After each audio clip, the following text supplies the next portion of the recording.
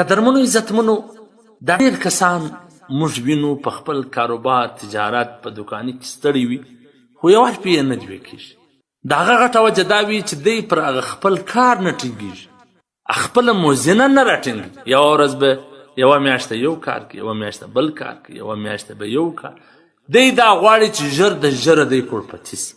ژر د ژره دی ډېرې پیسې وګټي تاسې راسئ چې په دې باره کې زموږ دین څه وایي حضرت نافع رضی الله تعالی عنه فرمایي چې ما به خپل د تجارت مال شام او مصر لوړي یو ورځ مې اراده سوله چې زه دې وارې عراق لویسم نو رالم د حضرت عایشې رضی الله تعالی عنها په خدمت کې حاضر سوم چې مشوره ورسره وکړم چې ایا زه دا کار وکړم او که نه وکړم حضرت عایشې رضی الله تعالی عنها راته وفرمیل چې مه یې کوه بس هغه خپله کم موزینه کم کار چې دی یعنی هغه وکړه مصر او شام له ولاړ او دا راته وفرمیله چې ما د رسول الله صلی الله علیه وسلم څخه اورېدلی دي چې کله الله جل جلاله د رزق یعنی د پیسې د ګټلو یو طریقه تا ته برابره کړي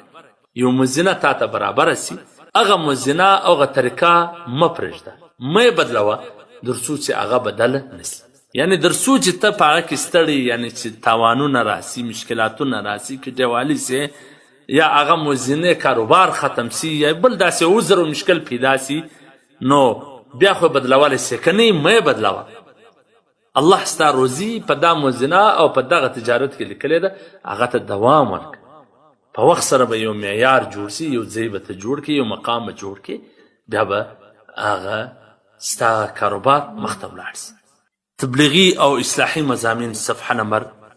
266 د دې واقعې څخه دا هم معلومیږي چې کله ته داسې یو اراده بدلول غواړې نو خامخا د ماهرینو سره د دیندارو سره د علماو سره د پوهانو سره مشوره کوه پر خپل سر کارونه مشروع کوه ما پر خپل سر موزینې بدلوه ما پر خپل سر تجارتونه بدلوه ځکه سوا د تاوان سوا د ضرره به یو شی هم تاله په لاس رانیسي